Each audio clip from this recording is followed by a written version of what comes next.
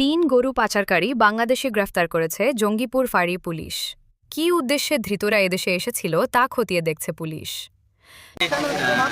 পুলিশের ভ্যানে তোলা হচ্ছে, তিন বাংলাদেশিকে ভ্যানে তোলা হচ্ছে।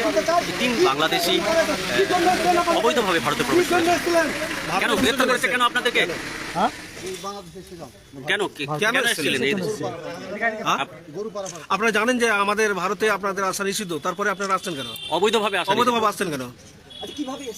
কোথা দিয়ে এসেছিলেন? কবে এসেছেন?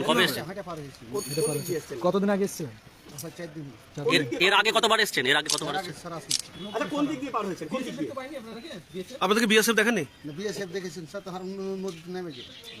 নদী সাঁতরে এসেছেন? নদী হেলে এসেছেন? কোন ঘাট দিয়ে পার হয়েছিলেন? কাঁটাতারের বেড়া নেই? বিএসএফ টাকা নেই আপনাদের পার করার জন্য? না, কে টাকা নেয়? কেউ টাকা নেই। তো আপনি এমনি চলে আসলেন, কেউ কিছু বললো না? নগরীর যা ছিলাম স্যার, এখান থেকে বিএসএফ দূরে তো কার সাথে আপনাদের বাড়ি কোথায়? আপনাদের বাড়ি কার সাথে যোগাযোগ করে এলেন?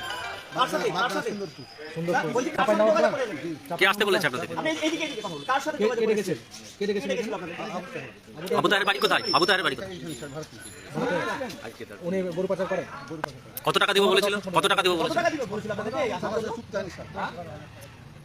10-12 হাজার। 10-12 হাজার। 10-12 হাজার টাকা দিয়ে বলেছিল একটা গরুতে? আচ্ছা, কতদিন এসেছেন? আপনারা দেখছেন পুলিশ ভ্যানে তোলা হচ্ছে বাংলাদেশিদের। তাদের অভিযোগ যে তাদের বিরুদ্ধে অভিযোগ অবৈধভাবে তারা ভারতে প্রবেশ করে এবং এই দেশ থেকে গরু নিয়ে যেতেই তারা এসেছিল। তাদের মোটা টাকার প্রলোভন দেখিয়ে তাদেরকে ভারতে ডাকা হয় এবং মোটা টাকার প্রলোভন দেখিয়ে তাদেরকে এই আনা হয়। আপনারা দেখছেন সেই দৃশ্য জঙ্গিপুর টাইমসের ফেসবুক একেবারে লাইভে। আমরা কালকেও এই দৃশ্য তুলে ধরেছিলাম যে জঙ্গিপুর পুলিশ ফাঁড়ি গতকাল তিন গরু পাচারকারীকে গ্রেফতার করেছিল রঘুনাথগঞ্জ থানা এলাকার মহালদারপাড়া এলাকা থেকে।